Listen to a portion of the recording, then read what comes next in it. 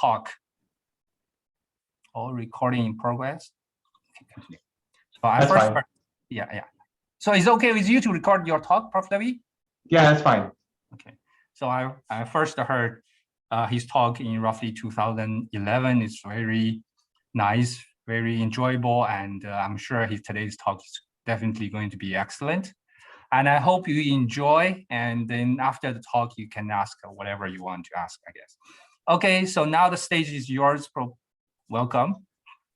Thank you, Professor Wang. Yeah, I'm really delighted to be virtual is better than nothing, and I really do miss and remember the times that I have visited Singapore and eating the street food. And actually, this is the first time I'm coming to NTU, so it's really a delight and a privilege. So this morning, I'm gonna act as though I'm in your time zone. So this morning, I would like to tell you, give a sort of a kind of a bird's eye view of not only what I do, but in placing it in a larger context. And so that's what I mean. So what I do is in two words is correlated nanoelectronics, and I want to place this within the context of the second quantum revolution. So it will be, I hope, somewhat pedagogical. I don't mind being interrupted if somebody has a question. I'm not looking at the chat though, so I can't see that. But if somebody wants to, ask a question at any time, I'm perfectly happy to answer. So as I said, that my talk really has two parts. The first part is going to talk about this second quantum revolution, what it is, what it means. And then talk about this field that we have been trying to develop, which we call correlated nanoelectronics. So let me begin with the second quantum revolution. And so if it's the second quantum revolution, there obviously was a first quantum revolution. And I think we know about what that is basically the discovery of quantum mechanics and all that it has brought. So it has organized the elements in the periodic table. It has produced a new energy and communication and computing technologies, too many to describe here. But really, sort of all of this is brought together from this the understanding and the development of quantum theory, the fact that everything is fundamentally quantum mechanical. So this has sort of been playing out for a century now.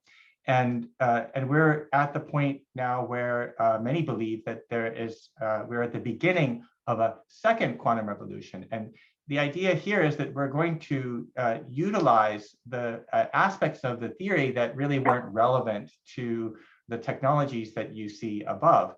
The idea that we can have a coherent quantum superposition of states, we have entanglement, and that we can do complex manipulations that give rise to new modes for computing, new ways in sensing, and new ways of distributing information in a uniquely secure manner. So many believe that the second quantum revolution could be even more impactful than the first one, which is a very strong statement. So I want to give a bit of an overview of quantum information by focusing on three key concepts. So the first one is maybe the target itself. Everybody, I would think, who knows what a quantum computer is wants one. And a quantum computer can perform certain types of calculations much faster, essentially solve certain problems that ordinary computers will never be able to solve in a reasonable amount of time. So the building blocks of quantum computers is the sort of information, quantum information that is the starting of how quantum computers are built. So this information is stored in quantum bits. And then the third concept is quantum materials, which in some sense have an important relationship to both of these systems. So quantum material could be simulated by a quantum computer. All quantum bits are made from quantum materials and so forth. And at the center of all this, as before, is the Schrodinger equation, the quantum theory of all matter. So let me now focus in a little bit on these concepts. So what is a qubit? Well, one way to go back is to say, well, what is a bit? So a bit is some physical system that can have one of two possible states, and those states can represent this information. A quantum bit is basically a two-state quantum mechanical system, with the main difference being that you can actually be in a superposition of the 0 and 1 state. Unlike with an ordinary bit, if that were the case, that would be something wrong happened to the bit. But for qubits, this is a very important property, that you can actually be in a superposition of states. So to give an example, we think about an electron. Electron has a spin and charge, degrees of freedom, and electronics, of course, takes advantage of the charge degree of freedom, and we can think about the 0 and 1 states being having a few or many electrons on the plates between a capacitor. And so basically here the electron is a charge with a spin attached, and most of the time the spin is really not playing an important role. But if we think about a qubit, now the spin of the qubit is actually, there are two spin states. And so the electron now becomes a spin with a charge attached. So there's a role reversal here for qubits, and it's important to be able to have two well-defined states in order to form a qubit.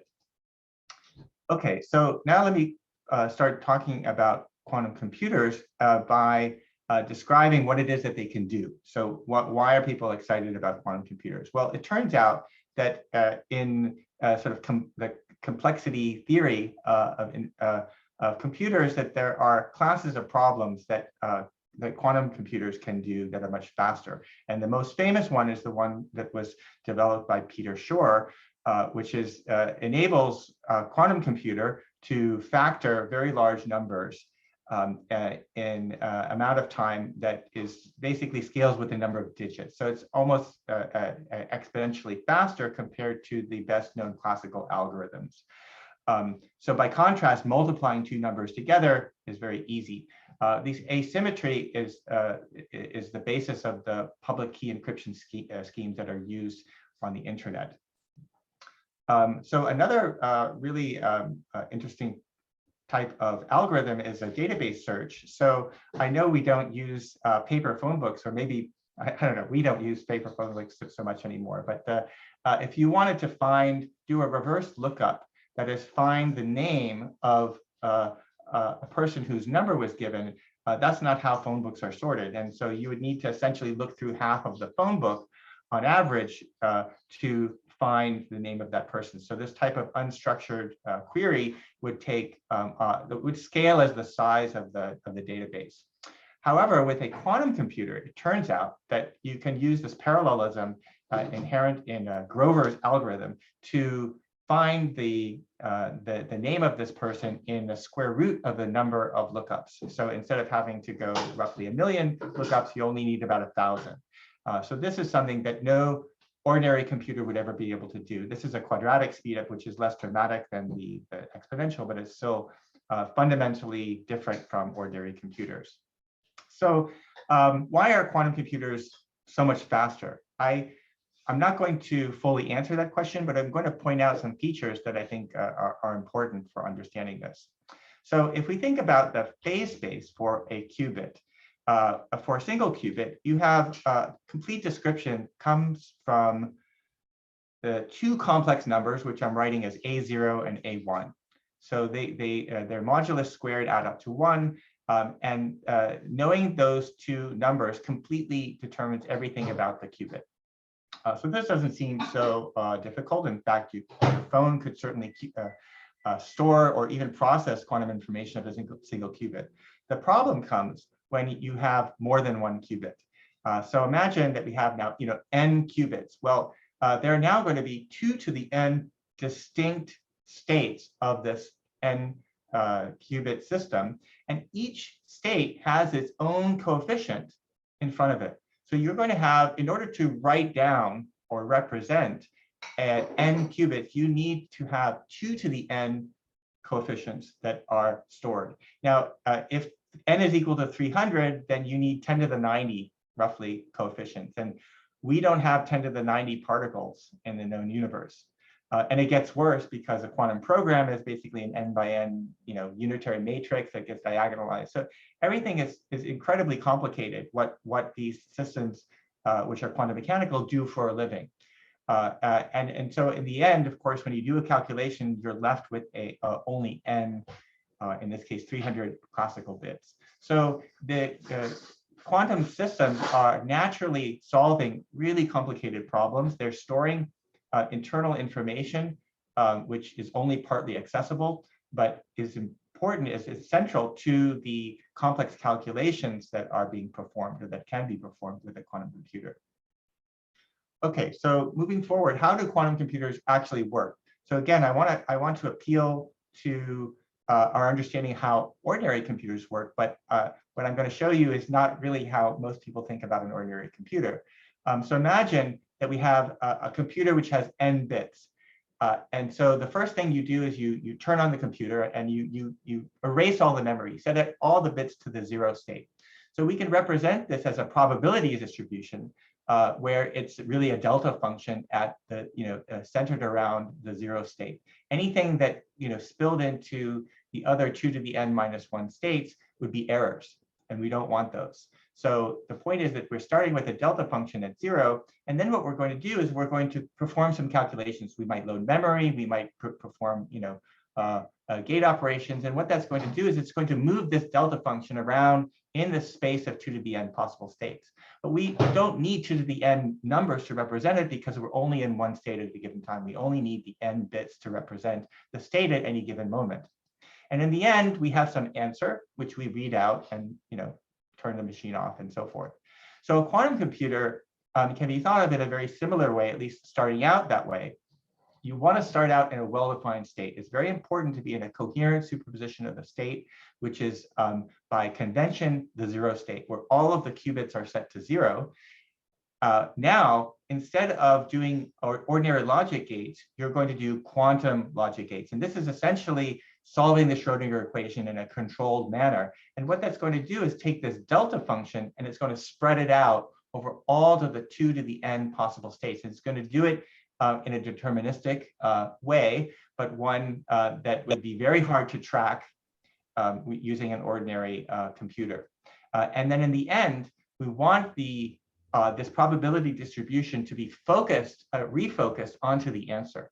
Now, it won't always necessarily go to a delta function, but it turns out that even if this amplitude is less than 1, you can simply repeat the measurement if it gives you the wrong answer, and that's still going to be way, way faster than the classical algorithms. So there are a number of sort of requirements that you need if you want to build a quantum computer, and this was actually written down by David DiVincenzo in 2000. This is a rather old computer, but the ideas are there still. So most of these requirements are analogous to ordinary computers. You need a quantum memory, you need a quantum CPU, you need quantum I/O, right? The I is the initialization, and then you need to be able to read out the output. You need to do quantum logic.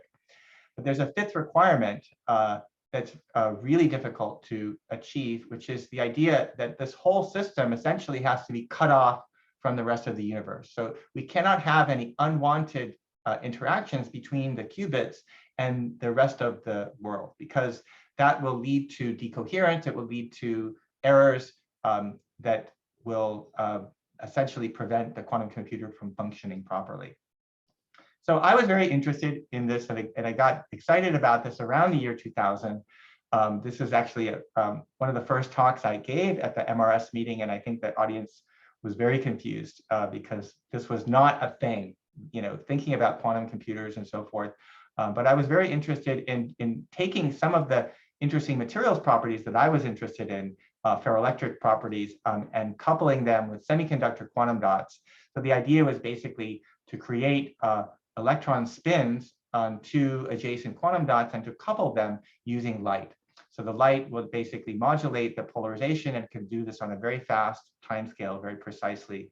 And so I worked on this for a number of years. And in fact, I also developed some theoretical ideas that ended up being very important for the development of spin-based quantum computers, in particular, a methodology for eliminating the need for time-dependent magnetic fields to induce single qubit operations. So it turns out that you can use a single type of physical interaction, the Heisenberg exchange interaction, to create all needed types of quantum logic gates. Now, there are many actually sort of emerging quantum computing platforms. I'm sure many of you have seen articles, popular articles or otherwise, about the IBM Q system, and they have even a place where you can go to the cloud and play with their quantum computers. But there are other systems as well with the ion traps. IonQ is the first, I think, publicly traded quantum computing company. So they have a different approach of using hyperfine states in ions that are trapped. And if we think about all of these different systems, right, in some sense, we can ask, well, where are they now? Like, how close are they to this quantum odyssey of being able to build quantum computers that can break Shor's algorithm and so forth? So I have a simple sort of test, right, which is to take a single qubit and say, I want to simulate the Hamiltonian H equals 0 for that single qubit. What does that mean? That means that if you are in an initial state, let's say, of a superposition of 0 and 1, the 0 plus 1 state, and the Hamiltonian is 0, well, that means that it's going to remain in that state for all times. Sounds pretty straightforward. So if this is the simplest possible quantum computer, because there's only one qubit, it's the simplest quantum memory, because there's only one qubit, and it's the simplest quantum material, right? The Hamiltonian couldn't be simpler than 0. And yet, no technology can do this. So we have gone very far towards this goal, but I would say that we have not, we've not achieved error correction. We have not achieved the many of the kinds of thresholds that are going to be needed to to create scalable quantum computers. But I'm not a pessimist. I'm actually an optimist. I'm just saying that we're not there yet, but it's incredibly exciting. So I want to explain now as I transition to the second part of this talk, I want to explain my quantum mindset, right? Which for me, starting in this field in quantum computing in the year 2000, it completely changed my outlook. It changed the way I think about science, engineering, and so forth. And so let's suppose I am presented with some quantum material, right? Whatever it is. The first thing I'm going to ask myself is it a qubit? Like, I just think of it like, what is its quantum properties, right? If so, that's great. If not, well, maybe it can help. Maybe it can be used to gate or to read out quantum information. Or maybe it could be used for quantum simulation. So it may be useful for that purpose. Or maybe it's just a new quantum state of matter. If the answer to all these questions is no, then I'm probably less interested. But that's, again, that's my outlook. So I've been very interested in trying to engage communities to embrace the challenges of the second quantum revolution, in particular in material science, where there is so much expertise, but the problems and the challenges are very different from the ordinary applications. So there are many different types of materials that are being considered to create quantum computers or quantum information processors. Within each one of them, there's a two-level system, right? So it could be hyperfine states of ion traps, or spin states of electrons, or states within the superconducting resonators, and so forth. All of these have two well-defined states that can be manipulated and have long coherence times. So so now I want to switch over to the second part of my talk, where I'm actually going to talk about a time in 2006 when I was confronted with a new material, right? And actually led to a sort of intellectual quantum phase transition. So, and the material in question is an oxide heterostructure. Many of you may know about this. This is formed between a thin layer of lanthanum aluminate and strontium titanate. And I came a little bit late to the party. So that was first discovered by Otomo and Huang in 2004. It was first reported. I first learned about this system in 2006 when I was visiting the group of Jochen Manhart. And their paper was unpublished at the time, but they were describing it to me. And so what they found was that this interface between the lanthanum aluminate and strontium titanate could either be conducting or insulating, depending very sensitively on how many unit cells of lanthanum aluminate there was.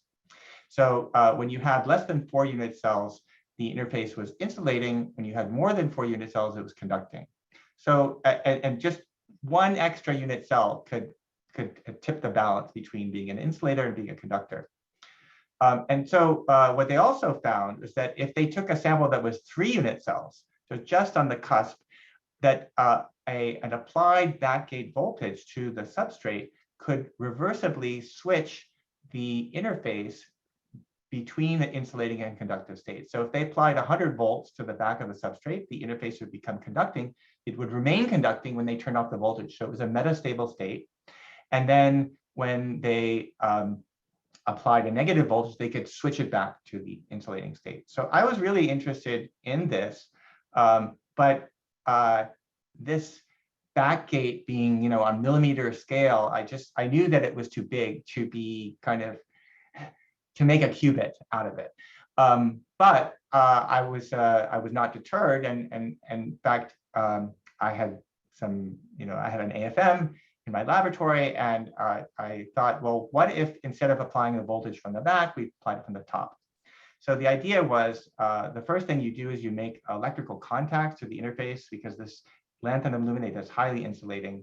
You take this AFM tip, which is conductive, and you apply a voltage between the tip and the interface. And it turns out that what this does is it puts protons on the surface, and the protons come from water. So there's a selective desorption of OH minus and leaving these protons here. And the protons switch the interface from the insulating state to the conductive state, but only where the protons are present. And this is a reversible process, so you can also change the sign of the voltage, and you can erase and remove these protons. And it turns out that you can make extremely narrow structures using this method. So this is an experiment in which we wrote a wire and then we cut it and found that it could be cut on the scale of about 2 nanometers. So this is extreme nanoscale control of the metal insulator transition. And it really sort of, launched, it sort of caused me to take a break from what I was doing before and really focus on this to see where it would go. Because this is really, what's interesting about this system is not just that you can make tiny structures, but that the material itself, the strontium titanate, has all of these interesting properties, that it can be ferroelectric, it can have magnetic properties, have superconducting properties, nonlinear optical properties, and all of these are very sensitive to the doping, which is done at the nanoscale. So we really, even back in 2009 when we published this paper, this was supposed to be a quantum dot system. Of course, at this point we had done no low temperature measurements or anything like that, but we were very interested in memory, logic, and quantum applications. So this really evolved into a field. I don't know if I want to call it a field yet, because it's not a widespread thing, but it's a correlated nanoelectronics is a mashup of 2 existing fields. So on the one hand, we have that sort of semiconductor nanoelectronics, all the mesoscopic physics, the sort of science sidecar of the iPhone. And then on the other side, we have complex oxides, which have these rich properties, but are generally not exclusively now, but traditionally have been made in bulk ceramic form. So really, we want to combine these two fields, but we want to do it in interesting ways. So we're looking for new effects, new insights, and so in the beginning, we started to do experiments that were sort of perturbative. In the sense that we would start with a device, let's say, on the right-hand side and say, well, what happens if you swap out gallium arsenide with a complex oxide? How do the properties change? But you can also move in the opposite direction and say, hey, I don't understand why this cube floats, or I don't understand the mechanisms, fundamental mechanisms behind some of the behavior that people observe. So using mesoscopic devices they allow you to pinpoint physical mechanisms in ways that are hard to do otherwise. And then you can also go non-perturbative as well. And so have new phases of matter. So over the years, we have published a lot of papers. Again, initially, we were writing structures that were at room temperature. Then we started to go to low temperature, basically radially expanding out and trying to see what is this system good at. And so we, for example, developed a molecular scale terahertz spectroscopy platform that allows us to generate 100 terahertz bandwidth, all within a 10 nanometer size region of space. We began to work with graphene complex oxide heterostructures, which we can reconfigure to create gate-defined edge states and so forth. And then we also have done more experiments at low temperatures. So what I want to do is to focus on a few different sort of examples which happen to be really important, I think, for our future development. So the first one was work that was published in 2011, sketched oxide single-electron transistor. So a single-electron transistor, SET, is one of those devices that is kind of a mainstay of mesoscopic physics. So the idea that you could have a charge reservoir, an island, and have coherent or resonant tunneling of electrons onto and off of the island that allow you to measure the energy structure within the island itself. This is something that has been around for decades. And so it was one of our early goals, is to create a single electron transistor. And so we created a structure that doesn't look too different from this, but has basically multiple terminals and then a very tiny island. And we were able to see through measurements of capacitance, we were able to tune these devices and measure the resonant transmission, which indicate these the single electron transistor behavior. But another way of thinking about this is that it's a dot. It's like the beginning. It's like a solid state atom. So if you can make an atom, you can make an array of atoms and you can make solids. So this is a sort of a building block for future quantum simulation applications. So another milestone in our development was this experimental discovery of a phase within this material that where you have superconductivity with you have electron pairing without superconductivity. So ordinarily, superconductivity is actually quite comes about through very weak electron-phonon interactions. And the only reason you can have pairing is because there's a whole mean field of pairs that surround each pair and that support the stability of that state. So it turns out that well, the mechanism of superconductivity in a semiconductor like strontium titanate is mysterious, and it has been mysterious for the last 5 decades, more than 5 decades, since its discovery in 1964. But there was a theorist who predicted that because the pairing was very strong, that it might be possible for electrons to remain paired outside of the superconducting state. And that's what we observed. So this is really a vindication or the first direct experimental instance of this theory that was 5 decades old, where electron pairing was observed outside of the superconducting state. And the way that this works is you have, well, it says QD here. You can think of it more like a quantum dash. It's basically an island. And the islands cause the electron number to be fixed here. So this is actually not so good for superconductivity, but the idea is that when you change the gate voltage, you can coax more and more electrons into the island. And it turns out that what we saw was a characteristic Coulomb diamonds that double in period when a transition between the paired and unpaired state takes place. And so here you can see a single line. So basically going from this region to this region you have 2 electrons that jump onto the island and then 2 more electrons that jump on. But these pairs actually break apart at a pairing field, which we can measure directly in the transport experiments. And this is also supported by some theoretical calculations. So this was really a surprise, something that we didn't expect to see. In fact, we weren't even looking for this behavior, but it was it actually launched a much more intensive investigation to understand the nature of the attractive interaction and its role in superconductivity and even outside of the superconducting state. So much more recently, in fact, last year, we began to investigate another manifestation of this pairing, which is the fact that electrons can actually move in quantum wires ballistically. And this ballistic motion leads to a quantization of the conductance in units of the conductance quantum, E squared over H. And so normally, what you would see is a staircase of steps that would have equal height. And each step would represent a new allowed electronic mode through the quantum wire as you change the chemical potential. What we found, though, is that instead of seeing equal steps, we found that the steps were increasing in size.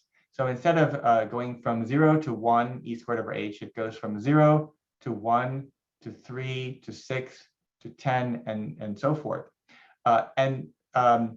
What we this is a very unusual state that only comes about due to the very strong interactions and the fact that electrons have actually lateral and vertical degrees of freedom transverse to the motion along the quantum wire.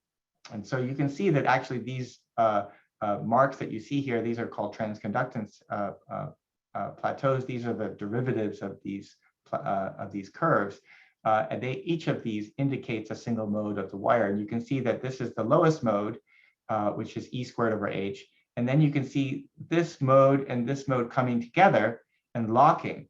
And this locking indicates a reentrant paired state. So when you go above this point here in this plateau, you have a single electron single electrons that are moving, and then you also have pairs that are moving.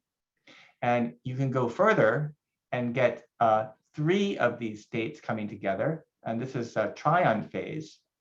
And the trion phase is a new object, which is fundamentally different from the electron pairs that lead to superconductivity. It's basically arises from the very strong attractive electron-electron interactions.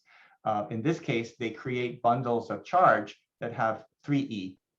And so that's why you see that when this plateau goes from 3 to 6, the difference here is 3, and that corresponds to a charged 3e object that is moving ballistically through these quantum wires. So the state that you see animated at the top is a state where you have a conductance of 6 E squared over H.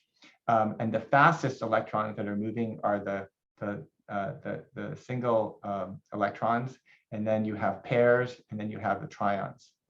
So this is a fundamentally new state of electronic matter. It's what I would refer to as a non-perturbative manifestation of this field of correlated nanoelectronics. Okay, so now I want to move towards what's sort of happening like now in my laboratory. So there's been a research breakthrough which involves using a different type of technique for creating nanostructures.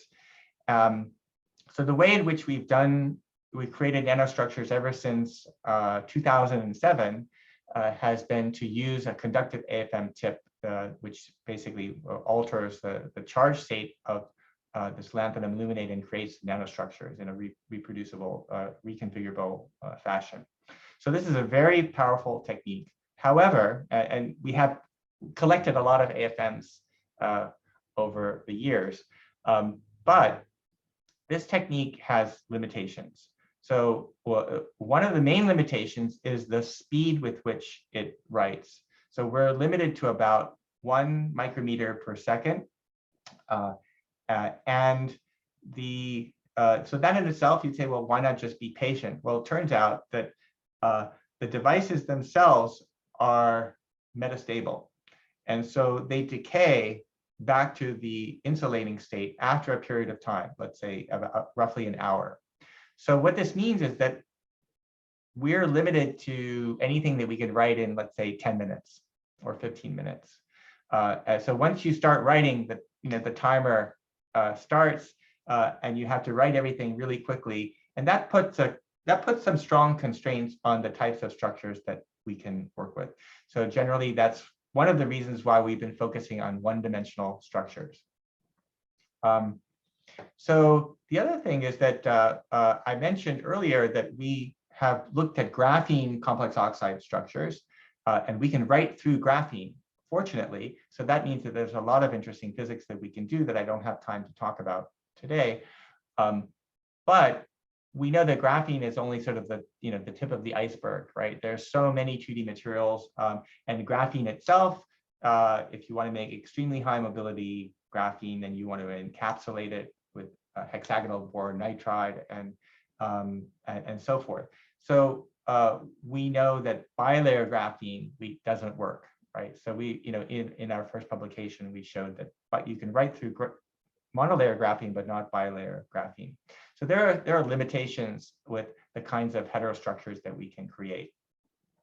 But recently we reported a new technique for creating nanostructures that utilizes a low energy focused electron beam.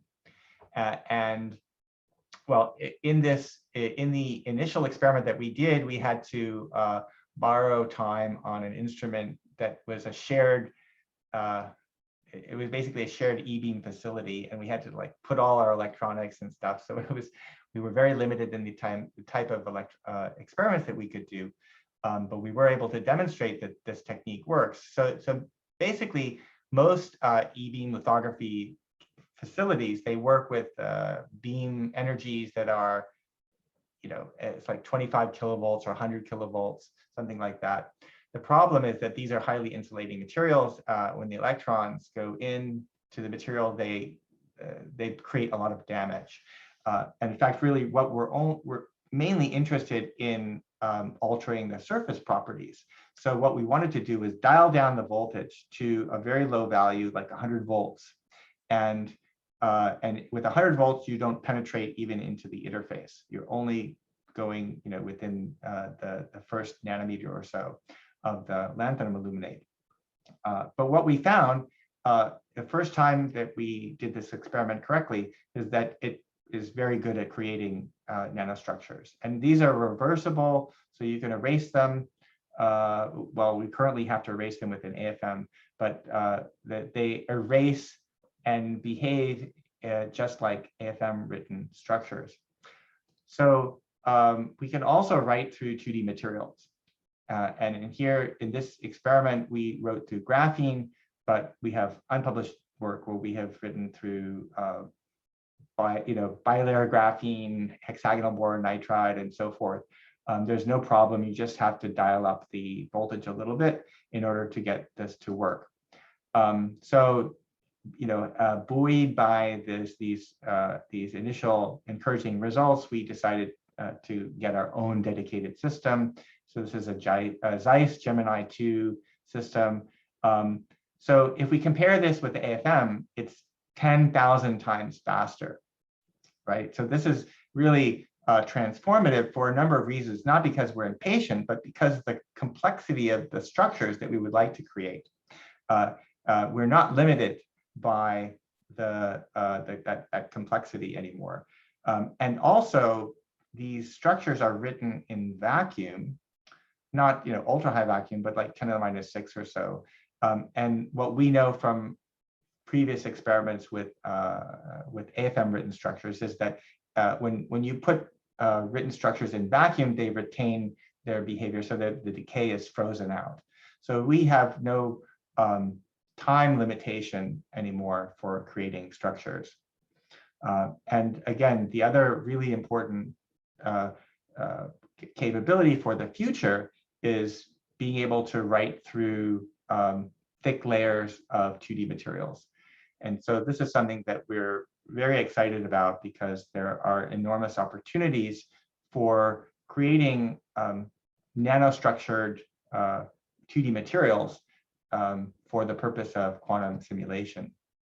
So I'm calling this a platform, but this is more like advertising because this is really sort of, we get very excited when we think about all the things that we can do with these systems, basically taking all sorts of 2D materials and putting them on these oxide heterostructures and writing nanoscale features, two-dimensional nanoscale features.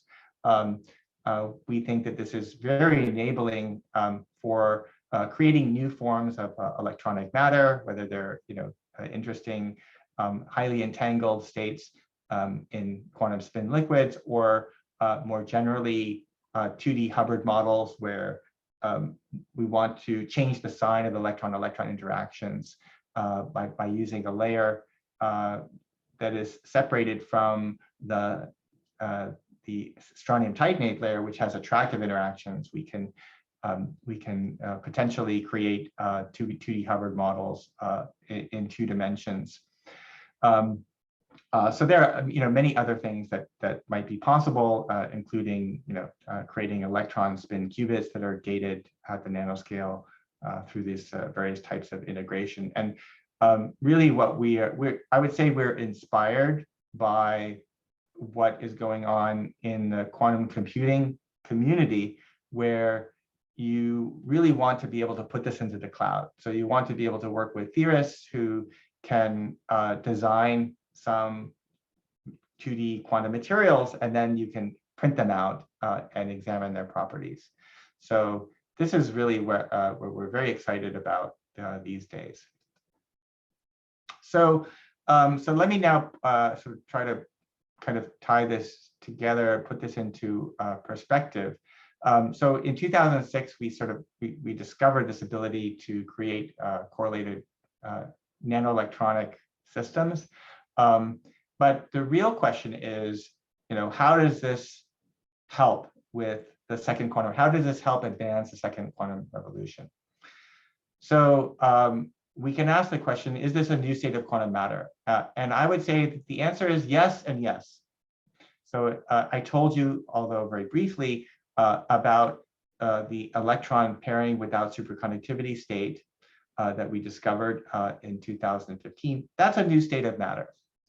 And it's in fact a very robust phase, which is, it crowds out the phase space that people who do 2D transport, I think, have not fully taken into account. The idea that actually the paired non-superconducting state can explain a lot of properties that have been that are very strange and have been reported in the literature. But the second one is, again, this what we call a Pascal series of correlated electron liquid states. This is completely new, right? It doesn't have a precedent, but it's also very important, I would say, for as a state of matter, having bound states or an electron liquid formed from bound states of 3 electrons is an analog of baryonic matter. And so this may be helpful for doing forms of quantum simulation, which is my second thing. So I didn't talk about these this work mainly due to time constraints, but we did also have 2 other papers published in the last year. What we were trying to do here was to develop a 1D quantum simulation platform. So remember, this was all done in the era of AFM. So even though now we have this new technique for e-beam writing, we were trying to push the limits of using atomic force microscope. And we had we basically have 2 results here. One where we created a superlattice where we modulate the voltage that is used to create nanostructures, and it creates a chronic penny type of superlattice with a period of 10 nanometers. So you can basically modulate the height of the potential and see all of these new electronic subbands. You see fractionalization and so forth that happens in these superlattice structures. So you can also, there's another class of structures which are serpentine electron waveguides. So these are structures where they're basically zigzagging back and forth, again, with a period of 10 nanometers. So we have this amazing control of these nanostructures. And what the zigzagging does is it creates a new alternating spin-orbit interaction, which alters the electronic subband structure and is visible in the quantum transport. So we can engineer spin-orbit interactions, which are normally rather muted in the unmodulated electron waveguides. So these are sort of building blocks that can be used to create even more complicated structures. And then again, for reading out, gating, and maybe forming qubits, I think that there are many opportunities for that have not yet been developed for interacting with 2-level systems that have high degree of coherence and that are manipulable and so forth. So I would say that the future is very bright and very excited for what is to come in this field of correlated nanoelectronics and its impact on the second quantum revolution. So I really would like to now take a few minutes to acknowledge really important collaborations with a number of researchers at the University of Pittsburgh. There's a Professor Patrick Irvin. He's a research faculty. He's worked with me forever. And it plays an extremely important role in the work that I do. I also benefited from theoretical collaborations with David Pecker and Roger Mong, who are colleagues in my department, and their students. In my own group, there are many students who have been involved in the research over the last few years. I would not be anywhere really without the very strong collaboration with Professor Chengbong at the University of Wisconsin. These are 2 of the senior researchers in his group. And I also have a longstanding theoretical partnership with Andrew Daly and his group at the University of Strathclyde. He was originally a colleague at the University of Pittsburgh, and then he moved to Strathclyde. Philip Kim is a collaborator with some of the other work in graphene and graphene nanoribbons, which I haven't mentioned, as well as Alexander Sinitsky, who's actually the 2 of them are working with me on a new project that involves integrating complex oxides with graphene nanoribbons. And then last but not least, I would like to acknowledge the generous funding support from various agencies that have made this research possible. So thank you for your attention. Thank you very much for the very nice talk. I think now the session is open for questions. Maybe I'm the host, I can ask the first question, then students, the audience can continue with the questions. For the audience, if you want to ask a question, I guess you can just unmute yourself and just ask the questions. My question is, I saw a lot of your studies based on structural technique. So that's generally the platform. But we know that for structural techniques, especially at the low temperature, it has this tetragonal domain. And on top of that, I believe you use atomically flat structural technique that has this terraces. So if we talk about very clean interfaces or very well-ordered interfaces, then we may expect the conductivity inhomogeneity or even anisotropy, because these terraces are just the lines. So in your experiments or your studies, did you see something like this? Those are really very insightful questions. So, so you mentioned two things. One is the ferroelastic domains, and the second one are 4 angstrom steps. That the samples are not perfectly atomically flat; they have unit cell step height changes. So I would say that we have looked and have never seen any indications that the step heights interfere with the transport. And I think that the way we think about this is that I didn't show, but the electron wave functions for, let's say, if we think about a ballistic electron waveguide, the lowest mode is basically like a Gaussian, right? It's basically a Gaussian in the lateral mode and then the first excited state in the vertical mode. And the extent of that is about 10 nanometers. So the 1 unit cell height change in the step is going to have a rather modest effect on the whole wave function, which is actually deep into the bulk of the strontium tightening. Deep meaning like 10 nanometers or so. So I think that's probably the reason why the step heights don't matter so much. But the ferroelastic domains. Sorry, may I just follow up a little bit? How about you also put the, let's say, graphene or those 2D materials on top of that? They are super flexible. Then do you see the impact of this step heights onto the anisotropy of the 2D material? At least there's a string. That's a good question. I mean, we definitely see the bending. We see the conformal adhesion of the graphene, and we do see the step heights of the graphene. But what I would say is that the mobility of our structures have never been so high that we would really see those effects. So I could imagine that you would see these effects on a 2D material, but we haven't seen them in the strontium tightening. Understand. Now the ferroelastic domains actually are incredibly important.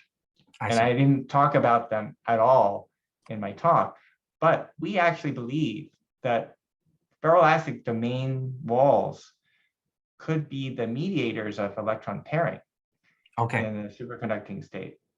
So we have a paper that was published PRL a few years back where my student measured channels of varying widths. So 10 nanometers, 100 nanometers, 1 micron wide, and found that the critical current was independent of the width of the channel, which is not what you would expect for a superconductor. You would expect a constant current density, supercurrent density that would scale, but it doesn't. And if you just replace a 1 micron wide channel with 5 strips, you get 5 times the critical current. So these two combined effects lead us to believe that the edges of these conducting regions are where the superconductivity takes place. And so you can take this argument even further. And what we know is that from piezo force microscopy experiments at room temperature. When we write, we can actually do non-invasive or non-destructive imaging of conductive nanostructures because the electrons cause the unit cell to swell outwards by a very small amount, but detectable with an AFM. So we can actually image the height changes, and even if you modulate the electron density, you see the height go up and down. So what that's really doing is, even though strontium titanate is cubic in the bulk, this is a seeding of a distortion along the Z direction. Okay. And so what we believe is that when you cool this kind of sample down, you have the conducting region is a Z domain, which is flanked by X and Y domains. So what that means is that the boundaries of the conducting regions are decorated by ferroelastic domains, domain walls. And so for that reason, we are very, we're very in hot pursuit of this very important mechanism of superconductivity, trying to understand how, through more experiments and so forth, how this this may play out. But no, absolutely, the ferroelastic domain structures play an extremely important role in the transport. Okay. So, is there any more questions from the audience? Hi, Chang Jian here from SUSTEC. So I have like one very nice talk, and I have one question regarding your last part. You say the ultra low voltage electron beam lithography. I don't see what's a breakthrough part compared to conventional like e-beam lithography. Okay, it's a good question. So I would say it's a breakthrough. It's like an internal breakthrough. So, well, one thing is that there's no resist. There's no photoresist. Okay, it's like a direct writing technique. Yeah, and it's reversible. So it basically replaces the AFM technique. And it's a breakthrough because it allows us to do to work with 2D materials. It allows us to write 2D patterns in the time that it would take us to write 1D patterns without any time limitation. So for us, this is a breakthrough because it's enabling all these new things that we weren't able to do before. So that's why we call it a breakthrough. But everybody has their own threshold for going to. For us, it's like the start of many proposals, right? It's like when we realized that we could do this, then it opened up a lot of possibilities. Okay, so in terms of like the stability issue, because like you say that when you write with conducting AFM tip, it will like decays after like a few hours or some time. I mean, so in this e-beam lithography part, I mean, technique, it will be like last longer or? Yes. So I maybe only briefly mentioned this, but when if you take a sample that's written, let's say with an AFM, and then you put it in a vacuum chamber, it doesn't decay. Yes. So it only decays in air, and of course, well, it decays much more slowly. And then if you cool it down to low temperatures, it's frozen. So so our normal method is we write something and we walk quickly, but don't run. We walk to the dilution refrigerator, put it in, evacuate, and then cool it down. Yes. So, all the low temperature experiments we do, there's this kind of like nervousness of rushing to go from the AFM. But we're also limited in so if you try to write a really big, complicated structure, by the time you've written the end part, the beginning part is already decayed. Yes. Yes. And then, if you cool it down, it'll be insulating or something. So, so it turns out that, because the E-beam is all in vacuum anyway, we don't have any problems with decay, and it writes much faster. So, so those are for us, that's why it's a big breakthrough. So it at least allows you to write like a complex pattern. And much more complex, exactly. So we've been restricting ourselves to 1D patterns, but now we're thinking about 2D circuit patterns. Like we could not just circuit, but like 2D materials. Like we want to create like a quantum spin liquid or some Kagame lattice or Hubbard models, or things that you have like 2D arrays of structures.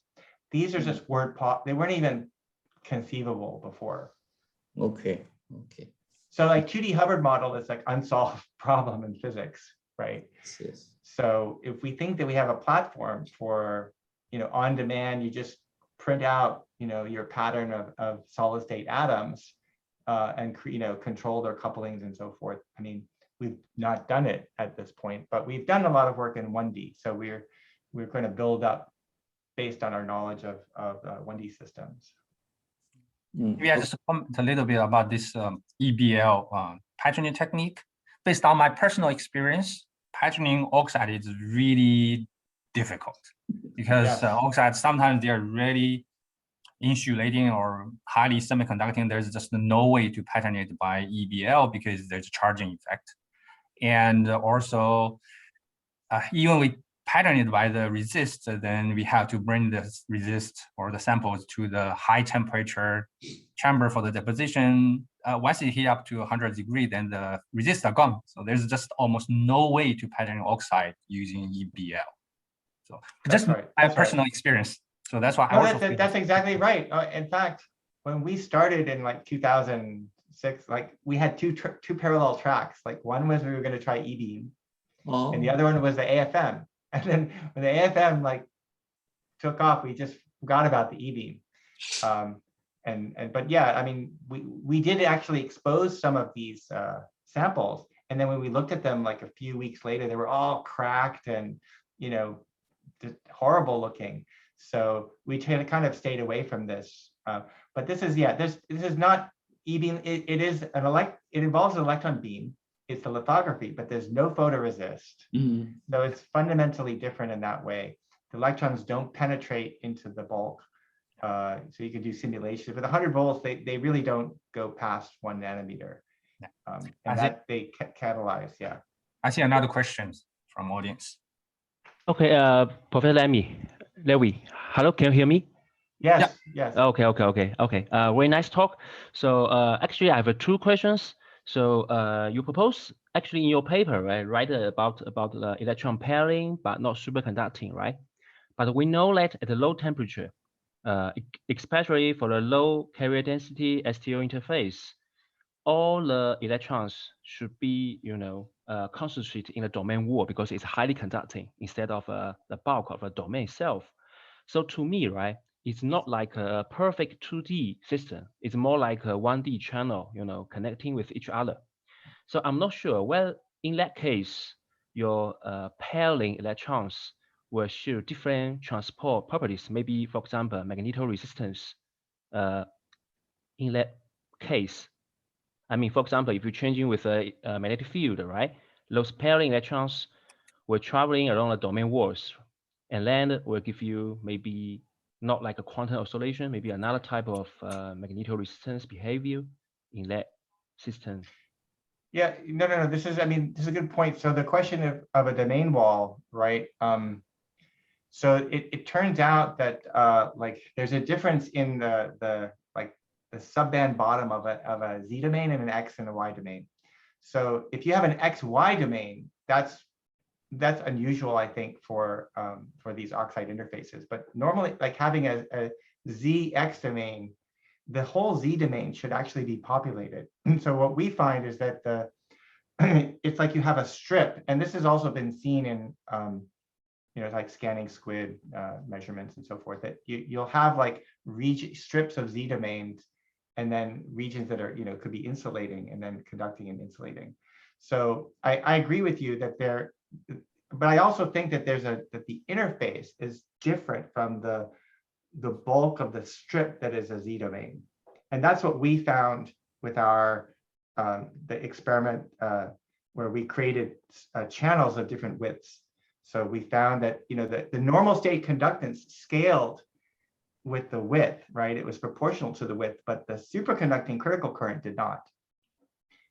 So we think that there is a difference between that the whole region is conductive if it's a Z domain, but there's only one. The number of interfaces is the same, and if you change the number of interfaces, you increase by that proportion the critical current. But I think that the other question, the things that you pointed out are really important. In fact, we have about to submit a paper where we were examining the nonlinear Hall effect measurements. So we actually created nanoscale crosses and compared. So these also end up being ballistic channels where you can tell where the pairing breaks down. And it turns out that the Hall angle changes slope exactly where the pairing transition takes place. And so we think that there's actually a different explanation for for some of these nonlinear or anomalous Hall effect experiments that have been reported in the literature.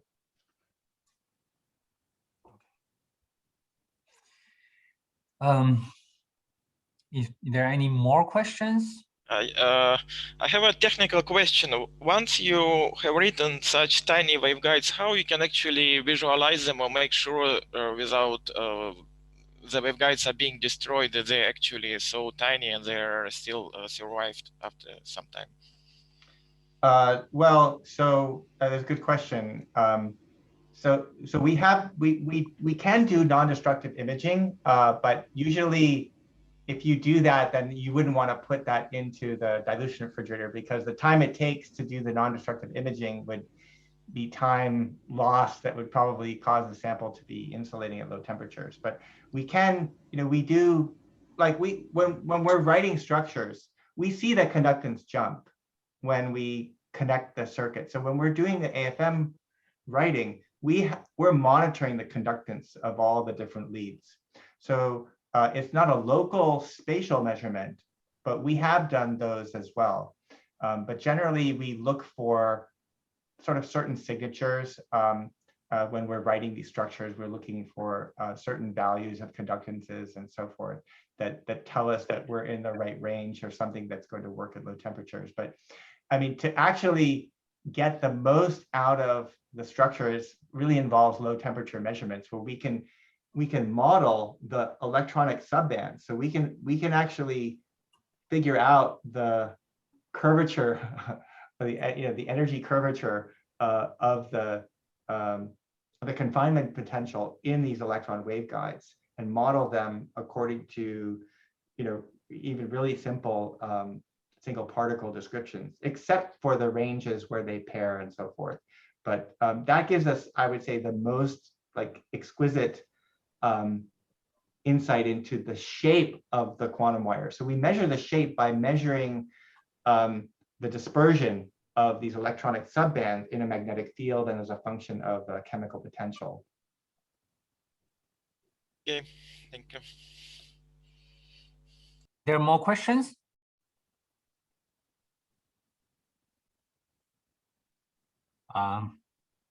Okay.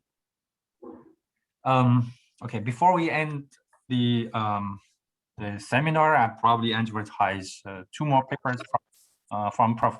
Levy. I believe he will have two more science advances publishing soon. So if you are interested in some of the new development from Prof. Levy's lab, you can stay in tune, check the science advances papers, and I'm sure there will be many more bigger papers coming soon. Okay, and thank you, Prof. Levy, and thank you everyone in the audience. Thanks and goodbye, everyone. Thank you. Thank you.